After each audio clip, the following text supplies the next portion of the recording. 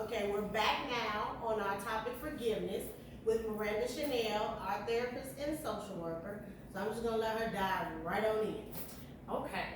Um, First of all, this session in itself has been family therapy, whether y'all really want to acknowledge it or not. And I don't know that that's ever been something that you guys have explored, even as an adult, but it might be something that's healing holistically. What I heard all three of you say so many times in the beginning of this session was, I don't think I've ever told you this before. I don't think I've ever told you this before. And what happens is that when people don't tell us exactly how they feel, exactly what they're going through, we allow those other people to create their own truth in their mind. So because I've never told you, that was the hardest decision I ever had to make. As a woman, she like, well, I gotta do what I gotta do because these my kids. Not knowing that that was a tough decision for you to make. Or, I never told you I resented you. Oh, I knew. But you never told me. And so in just being able to share your truths and being honest about what you felt, it brings a levelness to the playing field of everybody is feeling some sort of way, as the people use these days. Everybody's feeling some sort of way. Even though all three of you, all five, all six of you were living the same experience, everybody's perspective was different. So your story and his story is the same story, but it ain't the same story. Your story is the same story, but it ain't the same story. And so until we understand what the story is like from the other perspective, we walk around as if our truth is the only truth. And in reality, they're all truths, and the real truth lies somewhere in understanding what that middle ground is, just so that we can forgive, just so that we can be cordial, just so that life can go on and we're not holding on to things from 1942. You know what I mean? Because when we're hurt, that's valid. And if I never really deal with that hurt, then that means I'm tolerating you. I'm cordial with you because I know how to be. Because I work a 9 to 5. And they teach us how to deal with people who we don't want to deal with. But I ought to want to deal with you because we created something beautiful, even if it ain't beautiful right now. Even if it didn't turn out the way that we wanted the story to turn out, it still can be a happily ever after. That ever after just looks different. That happily just looks different. I have had so many people where their exes are now their best friends. But that's a process of understanding that we're better apart than we are together. What we created is phenomenal, and we actually do it more justice apart than we would together. Why? Because I have my own flaws, you have your own flaws, and those flaws don't work well together. But we can co-parent. I can fall in love again, you can fall in love again. I can support your dreams, you can support my dreams. We can support our children and still be two very separate entities. Just because you were bad for me doesn't make you a bad person. You good for somebody, it just ain't me. You know, and understanding that and accepting that, and not just forgiving the other person, but forgiving you. Forgiving you for knowing I walked down the aisle, I wasn't in love, I knew. And I put myself in this position anyway. Because in my head, the bigger picture was make my family work. Forgive yourself. Because you owe it to you. Forgive yourself for I allowed this addiction to control something I really wanted. And I couldn't control it, so then I couldn't control this. And now what I thought I had, I don't have. Forgive you. Forgive you for having this image in your head of what parenthood is supposed to be like. When in reality, we all just doing the best we can to raise little people to be better than the big people that we are. We're all just doing the best we can. And at 17, I don't know how to half be grown myself, let alone raise somebody else. So we don't know these things. We don't know how to be dads if we ain't never had one. I'm doing the best I can. I don't know how to be that nurturing mom. I know how to pay these bills. I know how to make sure you eat. I know how to make sure everybody's still in this stereo. You know what I mean? So a part of it And understanding forgiveness when it comes, and our family. Because we always talk about, like, you don't get to choose your family. Well, in this part, you do. Like, this was a choice. We chose each other. We could choose this part, but we chose this part. And so, even in going into that type of situationship, we know that this is a probability. Okay? So then, what do we do with it? How do we make it better? It's been however many years now. Can we even, it can still be repaired now. So that you can go from handling a teaspoon to a tablespoon. Makes sense. To a cup. To a dinner. To Thanksgiving. To, you know what I'm saying? To, no, I can call this a friendship and mean it. Because at the end of the day, contrary to what your relationships look like, y'all gave each other the best gifts anybody could have gave you. Your marriage may not have worked, but there's no greater gift than a child. Even if that relationship is strained. There's no such thing as a perfect parent-child relationship. If they say it's perfect, they lie. Tell them let you come on the other side of that Facebook post. I want to see what the real deal is. Because we're human. And so even in, like, you have a different personality than your mom, than your father. And so at some point, you're not going to agree on everything. It does come with setting boundaries. It does come with understanding who they are now versus who they were, versus who you thought you was going to be at that age and who you became.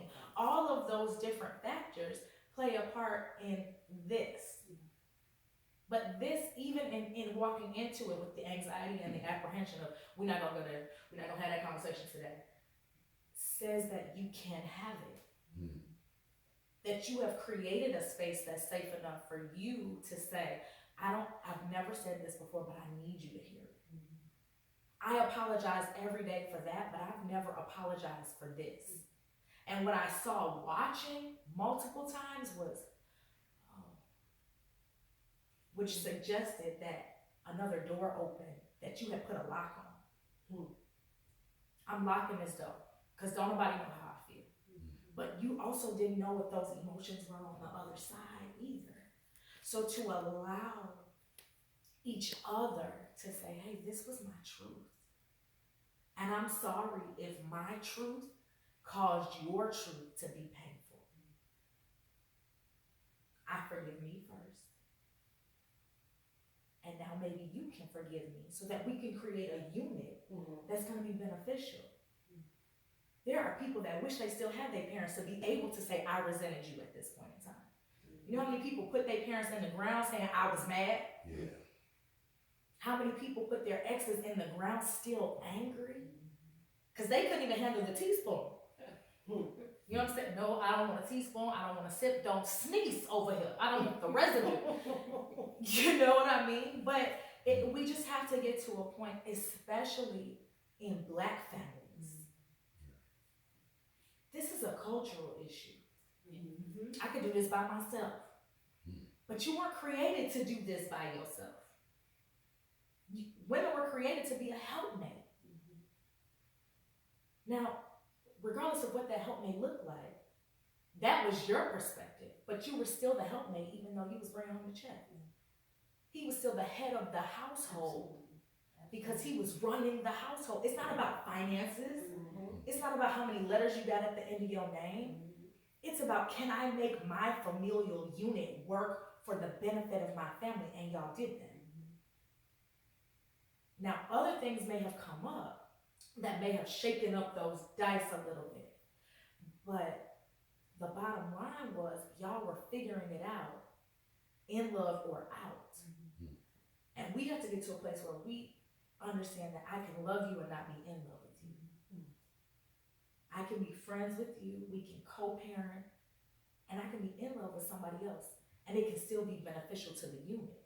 Because at the end of the day, children need to see families that work, not marriages that work, not relationships that work, families that work, and all of those families are going to look different. We're so programmed to think it's supposed to look like the Cosbys. It's supposed to look like Michelle and Barack. I have a good friend who works directly for Michelle and Barack Obama. And I was like, oh, I want it to be just like them. They make everything look good. He said, you don't hear how many times Michelle cuss him out because she's Southside for real. Because at the end of the day, they're just a family making it work. Their circumstances are different. Their presentation is different. But he put his pants on one leg at a time, just like you. Your addiction may have been this. His addiction is cigarettes. Addiction is addiction. It's all in how you look at the hand that you're dealt. How do you want to play it? Do you want to throw it in? Or do you want to figure out how to make it work? Because it's bigger than this. Your hurt is deeper than I was pregnant at the same time as somebody else. And in understanding why it hurts so bad if I wasn't in love in the first place. What is it that I'm not really being true to myself about? We can lie to everybody else, but we can't lie to us. Whether we're ready to put those issues on the table is another story, but even in that forgiveness piece, that honesty piece has to start here first. This marriage failed because I did this. It might have been his fault. It might have been her fault, but I also know that I probably did some stuff that I probably woulda, coulda, shoulda done different, if not better. And just being honest. Because at the end of the day, contrary to whatever other titles we pick up, y'all are still family. And that's all that matters. If something happens to her, that's still mama, that's still daddy. So, can I get past the resentment? Because resentment is such a strong word. That means I'm willingly not letting go. Not like I lack the ability. No, I'm choosing to hold on to this. Because it hurt me that bad that I don't want to let go here. And in reality, when we're walking around with resentment and we're walking around with unforgiveness, it's like drinking poison and expecting another person to die. It's not hurting him that you mad. You hurt. It's not hurting her that the marriage is over. She was like, all right, thank you. Goodbye. You hurt now. Because we have to deal with our stuff. And we don't. We pack it up, we box it away, we put it on a shelf, and we go pick out something new and sharp and prettier and brighter to play with instead of fixing our broken stuff. That's why we end up in 3, 4, 5 marriages. Because we never dealt with the stuff that happened in the first one. If you don't heal that stuff, it's just gonna show up later. That honeymoon phase don't last forever nowhere. So if I struggle with infidelity here, and I never deal with my issue and why I struggle with infidelity, when I get into the next relationship, I'm gonna be good for a little bit, and guess what? That infidelity gonna show up again. And it's gonna show up again, and it's gonna show up again until I deal with what makes me me. Until I deal with my shortcomings, until I deal with my resentment, until I acknowledge why I'm still mad at my mama, I'm gonna reflect that on my kids. Why? Because a part of me is gonna make sure I don't do none of the stuff that my mama did to me. Because I don't want my kids to look at me the way that I looked at my mama. And then in reality, I miss the good stuff that my mama gave me because I'm so busy trying to be what she wasn't. I miss the good stuff that my daddy gave me because I'm so mad at the stuff that he took. But we need daddies in the house. Kids don't got that stuff no more. They don't even know what a daddy is. Everybody uncle this. Everybody's not your uncle. But kids don't grow up like that. Teenage pregnancies happen more now than ever. They don't say, okay, well, I'm staying. I'm going to get a job. You moving, I'm moving. Where you going? Where we going? They be like, I don't know. I'm gonna go get this check. They gave me double link this month because the government shut down. You know what I'm saying? Like, even that mentality, the wisdom that you guys have and what you went through are still lessons that need to be taught. Whether it worked the way you thought it should work or not, it worked. Because she still grew up and knows addiction or no addiction, my daddy loved me. And that's stuff that not all kids get to say. My mama took care of me. I may not have liked the relationship that we had, but in hindsight, I can see that she was doing the best that she can do. But as children, we don't see that. We don't understand that most parents are just trying to be good enough parents. I'm just trying to keep clothes on their back. I'm just trying to make sure that they're better than I was. I'm trying to make sure that I'm setting an example that's worth following, even though they can't see that. You said, I cried myself to sleep many a night. They would never know that until you found a place where it was okay for you to be honest about, I knew you were struggling and I knew you were seeing me this way, but I needed you to see my strength. So I did what I had to do, and we butt heads, but at the end of the day, you still came out better. You might have been mad till you was 30. Guess what? You was mad and educated. You was mad and gathered. You might have been fast, but you was fast with your clothes put on right. You was fast with food. You knew you had a home to come back to. And so sometimes we have to get to a space where we can hear that, because there's healing in our truth. There's healing in your truth. Not just for you, but for all of the family that's involved. Therapy is tough, but it's worth it. So that you don't have to walk around trying to figure out what they felt or why they did it or why they didn't do it or why they accepted it or why you made this choice over that choice, when in reality that person is probably thinking, I'm just trying to do the best that I can do in a situation that's never easy. I don't care how much money you got, I don't care how much education you got, I don't care how big your house is, I don't care what family you come from. Your experience is always going to be unique, and it doesn't come with directions. So every day is a process of figuring it out and hoping that the next day turns out better than the day before. But if you're going to love from a place that's pure, we got to accept that we don't have control over the stuff that happened, and that I may not have understood it, I may not have liked it, but if I could just understand that you were doing the best that you could do with the skills that you had, then I could love you from a different place. I could accept you from a different place.